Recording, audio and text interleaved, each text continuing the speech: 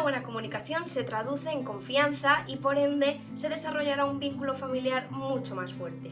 Desde el área de prevención de Proyecto Hombre queremos compartir con vosotros y vosotras cómo tener una buena comunicación. Mantén una escucha activa.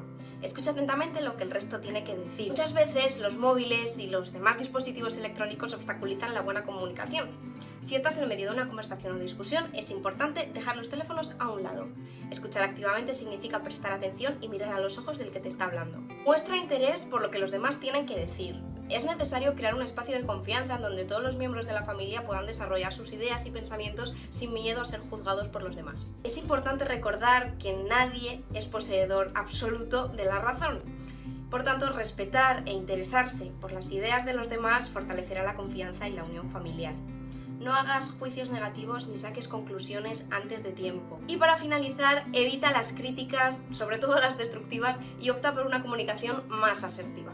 Se trata de comunicar de manera clara y objetiva nuestro punto de vista, nuestros deseos o nuestros sentimientos con honestidad y respeto sin menospreciar o ofender a los demás.